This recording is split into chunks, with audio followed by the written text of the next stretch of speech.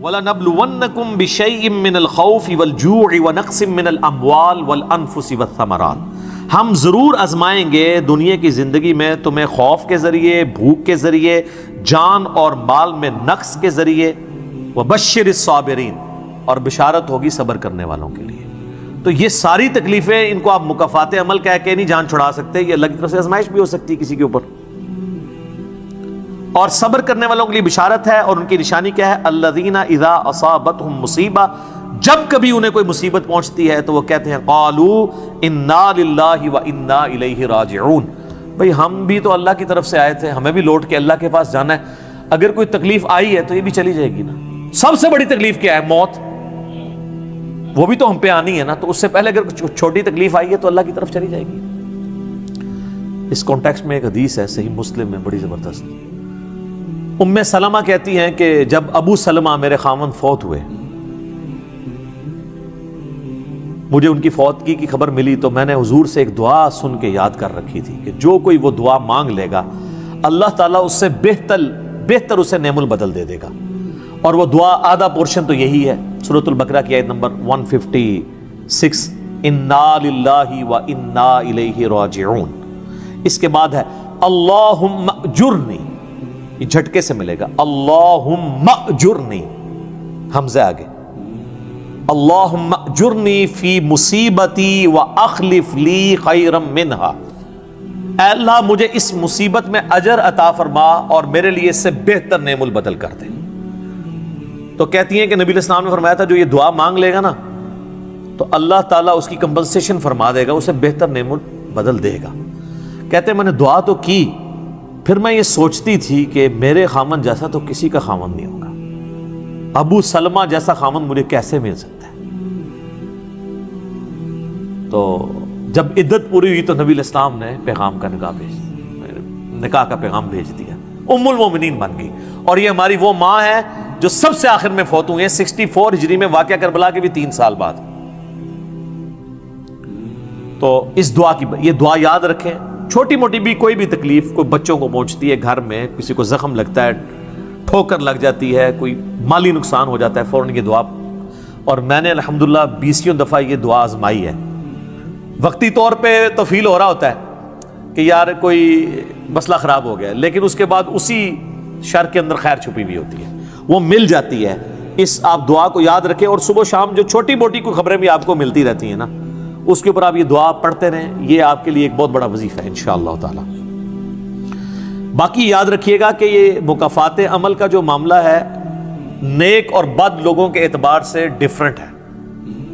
نیک لوگوں کو جو تکلیفیں آتی ہیں نا دنیا میں، وہ ان کے درجات کو بلند کرنے کے لیے آتی ہیں، اور یہ اللہ تعالیٰ نے بڑی سختی کے ساتھ سورۃ العنکبوت کے اندر نا صحابہ کرام کو ایڈریس کر کے نا یہ فلسفہ کلیئر کیا ہے، آیت نمبر 2 اور 3 کے اندر، احسب الناس ان یترکوا ان یقولوا آمنا وهم لا یفتنون، کیا لوگ اس گمان میں ہیں کہ انہیں صرف اس بات پہ چھوڑ دیا جائے گا کہ وہ ایمان لے آئے اور ہم ان کی آزمائش نہیں کریں گے؟ وَلَقَدْ فَتَنَّ الَّذِينَ مِن قَبْلِهِمْ، بے شک ہم نے ضرور آزمایا تھا ان سے پہلے لوگوں کو، فَلَيَعْلَمَنَّ اللَّهُ الَّذِينَ صَدَقُوا وَلَيَعْلَمَنَّ الْكَاذِبِينَ، تو اللہ تعالیٰ ضرور جانچ کر رہے گا کہ کون سچے ہیں اپنے دعوے کے اندر، کس دعوے میں کہ غلامی رسول میں موت بھی قبول ہے، اور کون صرف نعرہ بازی کر رہے ہیں۔ اللہ تعالیٰ ان کو ظاہر کر کے رہے گا، جانچ کے رہے گا۔ تو یہ اللہ تعالیٰ نے اپنا اصول رکھا ہے، یونیورسل ٹروتھ ہے۔ اس کانٹیکسٹ میں صحیح بخاری میں ایک حدیث ہے، صحابہ کرام نے جب کافروں کی تکلیفوں کا ذکر کیا نا حضور سے، تو آپ نے فرمایا صبر کرو، اللہ کی قسم تم سے اگلے لوگوں کو زمین میں گاڑا جاتا تھا، سر کی مانگ پہ آرا رکھا جاتا تھا اور کہا جاتا تھا کہ اسلام چھوڑ دو، اور وہیں ان کے 2 ٹکڑے کر دیے جاتے تھے، وہ اپنے دین پہ قائم رہتے تھے۔ لوہے کی کنگیاں ان کے گوشتوں پہ پھیری جاتی تھی، حتیٰ کہ ہڈی تک پہنچ جاتی تھی، تب بھی وہ اپنے دین پر ثابت قدم رہے۔ تو نبی علیہ السلام نے اپنے صحابہ کو اگلے لوگوں کی یہ تکلیف گنوائی۔ تو اب وہ جو اتنی تکلیفیں کاٹتے رہے ہیں، وہ کوئی مکافات عمل نہیں ان کے لیے ہوا، آزمائش تو ہوئی ہے نا جی۔ تو نیک اور برے لوگوں کے اعتبار سے ڈیفرنٹ ہے، یہ ذہن میں رکھیے گا۔ بخاری اور مسلم کی متفقن علیہ حدیث ہے، نبی علیہ السلام نے فرمایا مسلمان کو کوئی بھی تکلیف پہنچتی ہے، دکھ درد بیماری، کوئی اندیشہ کہتے ہیں ذہنی ٹینشن کو، صرف کہ یہ نہ ہو جائے، حتیٰ کہ اس کے پاؤں میں کانٹا بھی چبھ جائے، تو اللہ تعالیٰ اس کے بدلے میں اس کے گناہوں کو معاف کر دیتا ہے۔ اور مسلم شریف میں ڈیٹیل ہے کہ جب یہ سورۃ النساء کی آیت نمبر 123 نازل ہوئی نا، کہ چھوٹے سے چھوٹے اعمال کا بدلہ بھی ملے گا اور چھوٹی سے چھوٹی نیکی کا بھی، تو صحابہ پریشان ہو گئے، ان کا یا رسول اللہ ہم تو یہ تو سارے پکڑے جائیں گے، کس طریقے سے کوئی بندہ پرفیکٹ ہو سکتا ہے؟ تو حضور نے فرمایا پریشان ہونے کی ضرورت نہیں ہے، مسلمان کو جو دنیا میں تکلیفیں اور بیماریاں آتی ہیں نا، وہ اس کی ان غلطیوں کا کفارہ بن جاتی ہیں۔ حتیٰ کہ جامعہ ترمذی میں، ابو داؤد میں ایک حدیث ہے، نبی علیہ السلام نے فرمایا کہ دنیا میں سب سے زیادہ تکلیفیں انبیاء کو آتی ہیں، تو کیا انبیاء پہ مکافات عمل ہو رہا ہوتا ہے؟ نعوذ باللہ۔ اس کے بعد ان پہ آتی ہیں جو ان کے بعد اللہ تعالیٰ کو سب لوگوں سے بڑھ کے محبوب ہوتے ہیں۔ آپ نے صحابہ کا بھی نام نہیں لیا، فرمایا جو بھی، وہ اس زمانے میں بھی ہو سکتا ہے، آج کے زمانے میں بھی، کیونکہ بعض اصحاب تو ایسے ہیں جنہوں نے کفر کی زندگی میں بھی موج کی ہے اور اسلام کی زندگی میں موج کی ہے، وہ تکلیفوں سے گزرے ہی نہیں ہیں۔ اچھا، اور پھر فرمایا اس کے بعد وہ لوگ ہیں جو اس کے بعد اللہ کو سب سے بڑھ کر محبوب ہوتے ہیں، حتیٰ کہ انسان پہ تکلیفیں آتی رہتی ہیں اور اس کی موت کا وقت آ جاتا ہے اور اللہ تعالیٰ اسے پاک و صاف کر کے دنیا سے اٹھا لیتا ہے۔ یہ جو لوگ کہتے ہیں نا یار وہ موت کے وقت فلانے کے ساتھ، یار وہ احمد دیدہ صاحب 9 سال تک قومے میں رہے ہیں، اتنی اسلام کی انہوں نے خدمت کی، ہزاروں عیسائیوں کو مسلمان کیا، لاکھوں مسلمانوں کے ایمان کی حفاظت کا سبب اللہ نے ان کو بنایا، لیکن وہ 9 سال تک قومے کی حالت میں رہے، 1996 سے لے کے 2005 تک۔ تو کوئی کچھ کہتا تھا جی یہ وہ عیسائی بھی ان کو کہتے تھے دیکھو جی اس کو بدوا لگ گئی اور یہ وہ ہو گیا، گستاخ ہے، یہ ہے وہ ہے۔ تو یہ تو کوئی طریقہ نہیں ہے۔ اس طریقے سے جنید جمشید صاحب جب شہید ہوئے تو آپ دیکھ لیں ان کے مخالفین نے ان کے بارے میں کیا بات کی، اور صحابہ کرام کو تو رومن امپائر کی بیٹل فیلڈز کے اندر تیل کے کڑاؤں میں روسٹ کیا گیا ہے، تو آپ کیا کہیں گے نعوذ باللہ ان کے ساتھ یہ کچھ ہو گیا؟ ابو عبیدہ ابن جرح، معاذ ابن جبل لاڈلے ترین اصحاب ہیں، طاعون کے مرض میں شہید ہوئے ہیں، اور طاعون میں اتنے بڑے بڑے پھوڑے جسم کے اوپر نکلتے ہیں۔ آپ تو سمجھتے ہیں کہ صحابہ کرام جو ہے وہ بڑے سکون سے بیٹھتے ہوں گے اور پھر کلمہ پڑھتے ہوں گے، ساتھ ہی ایسے روح پرواز کر جاتی ہوگی۔ حضرت حمزہ ابن عبد المطلب کا مسلح ہوا ہے، سید الشہداء ہیں۔ حضرت حسین علیہ السلام کے ساتھ جو کچھ کربلا میں ہوا ہے، تو نیک بندوں اور عام بندوں کے اعتبار سے اس کا حکم ڈیفرنٹ ہے۔ نیک بندوں کے درجات بلند ہوتے ہیں۔ حسین ابن علی سے اتنی بڑی قربانی نے اللہ نے لی کہ قیامت والے دن ان کو جنتی نوجوانوں کا جو سردار ہونا ہے اس کو جسٹیفائی کیا جائے کہ آؤ جی حسین جیسی ہے کسی قربانی، بنا دینا ہے سردار، آ جاؤ لے کے آؤ۔ کوئی کھڑا ہو سکتا ہے؟ ابھی تک 1500 سال میں تو نہیں کوئی دعویٰ کرے گا کھڑا ہونے کا۔ تو اللہ تعالیٰ نیکیوں کو جسٹیفائی بھی کرواتا ہے، وہ مکافات عمل نہیں ہو رہا ہوتا۔ نیک لوگوں کے لیے ڈیفرنٹ ہے، ان کے درجات بلند ہوتے ہیں، اور باقی عام لوگوں کے لیے یہ ہے کہ ان کے لیے بھی آپ نہیں کہیں گے کہ ان پہ عذاب ہے، یا اللہ کی طرف پلٹنے کا ذریعہ ہے یا ان کے گناہوں کا کفارہ ہے۔ یہ آپ نے کسی پہ نہیں کہنا اس کے اوپر لعنت پڑ گئی، اس کے اوپر یہ ہو گیا، اس کے اوپر یہ ہو گیا، یہ آپ کو کسی نے رائٹ نہیں دیا۔ یہ بہت بڑا ظلم ہے۔ ایک طرح کے معاملات ہوئے ہوتے ہیں دونوں کے ساتھ۔ اب آپ دیکھ لیں سنیوں میں سے کوئی جیل میں جاتا ہے تو شیعہ کہتے ہیں دیکھا جی مکافات عمل ہے، شیعہ میں سے کوئی جاتا ہے سنی کہتے ہیں مکافات عمل ہے۔ تو یہ آپ جو مرضی، اور اپنوں کے لیے کہتے ہیں آزمائش ہے۔ تو یہ آج کی ڈیٹ میں آپ نے سب کے لیے آزمائش ہی کہنا ہے، ورنہ یہ مسئلہ بالکل خراب ہو جائے گا۔ اور آپ دیکھ لیں اللہ تعالیٰ کتنا غفور رحیم ہے۔ پورا مکی قرآن 2/3 قرآن ہے کافروں کے لیے دھمکیوں سے بھرا پڑا ہوا ہے، لیکن جب ان دھمکیوں کی ایگزیکیوشن کی باری آئی ہے سارے مسلمان ہو گئے ہیں۔ ہائے ہائے ہائے، اب کوئی کہہ سکتا تھا کہ یا اللہ اتنی دھمکیاں تو نے دی، میں یہ کر دوں گا، تم پہ وہی عذاب آئے گا جو اگلے لوگوں پہ آیا تھا، تو اللہ اپنی کتاب کو سچا کر دینا اور عذاب لے آ۔ لیکن وہی بات، وَكَتَبَ رَبُّكُمْ عَلَى نَفْسِهِ الرَّحْمَةَ، اللہ نے اپنے اوپر لازم کیا ہے کہ ہر حال میں اس نے رحم ہی کرنا ہے۔ اور بخاری اور مسلم دونوں میں حدیث ہے کہ اللہ نے مخلوقات کی پیدائش سے پہلے عرش پہ اپنے پاس ایک عبارت لکھ لی تھی کہ میری رحمت میرے غضب پہ سبقت لے جائے گی۔ وہ ایسی سبقت لے گئی کہ 2/3 قرآن سائڈ میں رہ گیا، دھمکیوں سے بھرا ہوا. فتح مکہ پہ جنہوں نے معافی مانگی طلقاء بنے مسلمان, حتیٰ کہ ہند کی بھی حضور علیہ السلام نے توبہ قبول کر لی, ابو سفیان کی بھی توبہ قبول کر لی. یہ بات ہے. لا تثریب علیکم اليوم, آج تم پر کوئی گرفت نہیں ہے. جو حضرت یوسف نے آیت پڑھی, وہ جو الفاظ ہیں نا قرآن میں سورہ یوسف میں, وہی نبی علیہ السلام نے آیت پڑھ دی. تو یہ اللہ تعالیٰ کی رحمت ہے. ہم اللہ تعالیٰ سے اللہم انی اسألک من فضلک ورحمتک, آمین. اللہ جی, اللہ تعالیٰ سے خیر مانگنا چاہیے, اللہ تعالیٰ کی طرف رجوع لانا چاہیے. اس حوالے سے بخاری اور مسلم دونوں میں حدیث ہے. میں اب آپ کو تھوڑے وظیفے بھی بتا دوں نا. ظاہر آزمائشیں تو ہر بندے پہ آتی ہیں, اللہ کی طرف رجوع بھی لانا چاہیے. ان آزمائشوں سے نکلنے کا طریقہ کیا ہے؟ بخاری اور مسلم دونوں میں حدیث ہے. نبی صلی اللہ علیہ وآلہ وسلم کے بارے میں انس بن مالک کہتے ہیں کہ نبی علیہ السلام کی اکثر دعا یہی ہوا کرتی تھی, اللہم ربنا آتنا فی الدنیا حسنہ وفی الآخرۃ حسنۃ وقنا عذاب النار, آمین. یہ بخاری مسلم میں بھی ہے, سورۃ البقرہ کی آیت نمبر 201 ہے. اے اللہ ہمیں دنیا میں بھی بھلائیاں عطا فرما اور آخرت میں بھی بھلائیاں عطا فرما, اور آخرت کی سب سے بڑی بھلائی بھی ساتھ مانگ لی, وقنا عذاب النار, آگ کے عذاب سے ہمیں بچا لے, آمین. یہ اکثر آپ کی دعا ہوتی تھی. اس کانٹیکٹ میں ایک حدیث ہے بڑی انٹرسٹنگ, صحیح مسلم میں. ایک صحابی بیمار ہوئے حتیٰ کہ بالکل ہڈیوں کا پنجر بن گئے, اور صحابہ کہتے ہیں چڑیا کی طرح ان کی جان ہو گئی. نبی علیہ السلام ان کی عیادت کے لیے گئے. آپ نے جب دیکھا, آپ فرمایا تو اللہ سے کیا مانگتا ہے؟ چنگا بندہ, ٹردا پھردا بندہ ایڈا منجی دے پہ گیا اور بالکل ڈھانچہ پنجر بن گیا ہڈیوں کا. اس نے کہا یا رسول اللہ, میں اللہ تعالیٰ سے یہ دعا کرتا ہوں کہ اے اللہ جو تو نے مجھے آخرت میں عذاب دینا ہے نا, دنیا میں ہی دے دے. آخرت کا عذاب تو بہت سخت ہے, تو مجھے دنیا میں ہی وہ عذاب دے دے. نبی علیہ السلام نے سبحان اللہ, کیا تم دنیا میں بھی اللہ کی تکلیف برداشت کر سکتے ہو؟ اوے تجھے تو چاہیے تھا تو کہتا اللہم ربنا آتنا فی الدنیا حسنہ وفی الآخرۃ حسنۃ وقنا عذاب النار. یعنی آپ اللہ تعالیٰ کو معاذ اللہ کو فنیٹک سمجھتے ہیں کہ آپ کہیں گے اس نے عذاب تو ضرور دینا, تو مجھے ادھر دے دے. اور یار اللہ سے اچھا ہی گمان رکھو. بخاری مسلم دونوں میں حدیث ہے, میں اپنے بندے کے گمان کے قریب ہوں جیسا میرے بارے میں گمان رکھے, بشرطے کہ کرتوت بھی ٹھیک کرے.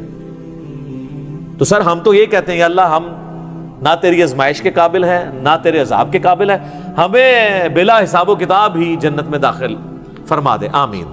تو میں اپنے بندے کے گمان کے قریب ہوں. اچھا گمان رکھیں, انشاءاللہ تعالی اینڈ رزلٹ بھی اچھا ہوگا. آپ اللہ سے گمان اچھا رکھیں, یہ گمان بہت اہم چیز ہے. اور یہ آپ کا جو کانفیڈنس ہے نا اللہ کے اندر کہ انشاءاللہ اللہ میرے ساتھ خیر کا معاملہ ہی کرے گا. اچھا کئی لوگ ہیں کہتے ہیں منو تے اللہ نے دینے ہی عذاب ہے. استغفر اللہ تو بولی, آپ چاہے اچھے اعمال کرتے ہیں برے اعمال, تب بھی آپ نے یہ اپنے بارے میں یہ بات نہیں کرنی. یہ تو اور کسی کے بارے میں تو آپ نے سوچنا بھی نہیں سر, وہ تو کہانی ختم.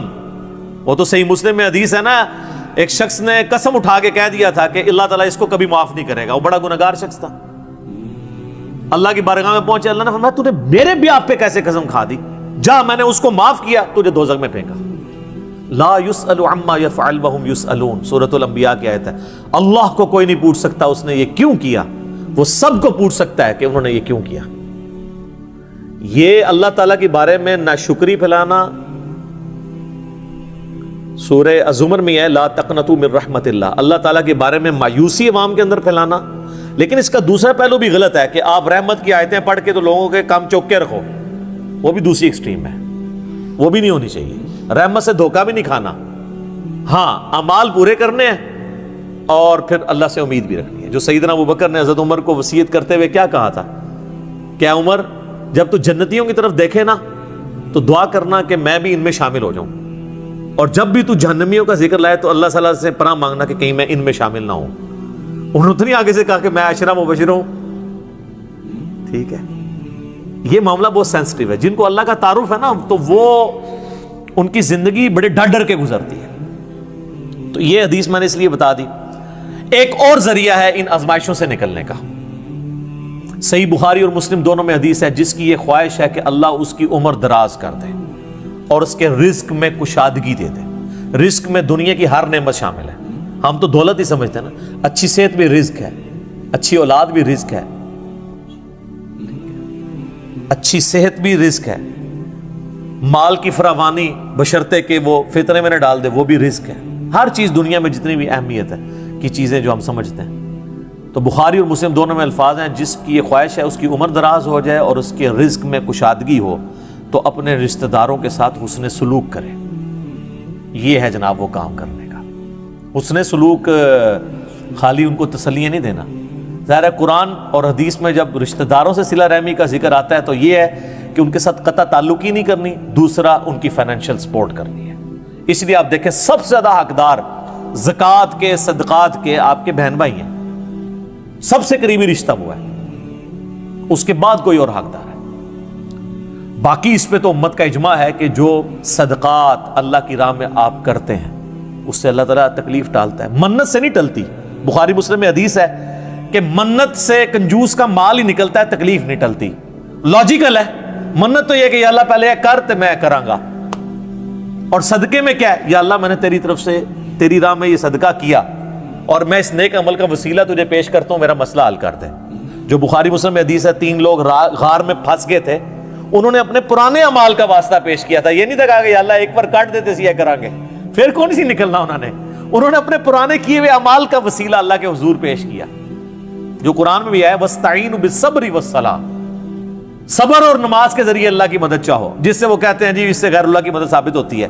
تو کوئی کہتا ہے المدد یا صبر, المدد یا نماز, وہ اس کا مطلب ہے صبر اور نماز سے اللہ کی مدد, کیونکہ آگے آتا ہے ان اللہ مع الصابرین, بے شک اللہ تعالیٰ صبر کرنے والوں کے ساتھ ہے. تو نیک اعمال کا وسیلہ آپ اللہ کے حضور پیش کریں. تو صدقہ اور خیرات کرنا یہ اللہ تعالیٰ کی طرف سے آئی ہوئی تکالیف کو, بلاؤں کو ٹال دیتا ہے. ایک چٹکلا عرض کر دیں صدقہ وہ چیز ہے جو بلا کو کھا جاتی ہے, اور مولوی وہ بلا ہے جو صدقے کو بھی کھا جاتی ہے. ہاں صدقہ کس کو دیتے ہیں سر, دیکھا کتنی بڑی بلا ہے. بلاواں نو جڑی چیز کھانی ہے وہ صدقہ ہے, اور جو صدقے نو بھی کھا جائے سب تو بڑی بلا وہ مولوی ہے. اچھا یہ چٹکلے کے طور پہ اس کو نیگیٹو کسی نے نہیں لینا, میں نے ایک مزاح کے طور پہ بات کی, اس کا اس ٹاپک کے ساتھ کوئی تعلق نہیں ہے, چونکہ ایک مشہور ہے چیز. تو یہ میں نے آپ کو ایک دعائیں, اذکار اور پھر اعمال بھی بتا دیے. آخر میں 2 دعائیں میں وہ جو بیان کی تھی ان کو ریپیٹ کر دیتا ہوں. ایک پریونٹیو دعا ہے, یہ 2 علاج ہوتے ہیں نا, پریونٹیو اور کیوریٹیو. پریونٹیو علاج یہ ہوتا ہے کہ بیماری ہونے سے پہلے علاج کیا جائے, جیسے ویکسین ہے. آج کل وہ کہہ رہے ہیں کورونا کی ویکسین بن گئی ہے کہ وہ لگوا لیں تو تکلیف ہوئی نا. ایک ہوتا ہے کیوریٹیو علاج کہ بیماری ہو گئی ہے تو اب علاج کیسے کرنا ہے. تو پریونٹیو علاج جو دعائیں ہیں نا وہ ہے اللہم ربنا آتنا فی الدنیا حسنہ وفی الآخرۃ حسنۃ وقنا عذاب النار. ہر نماز کے تشہد میں اسے مانگے, ٹھیک ہے, بلکہ سجدے میں مانگے. صحیح مسلم میں حدیث ہے کہ سجدے میں تم اپنے رب کے سب سے زیادہ قریب ہوتے ہو, خوب دعائیں مانگا کرو.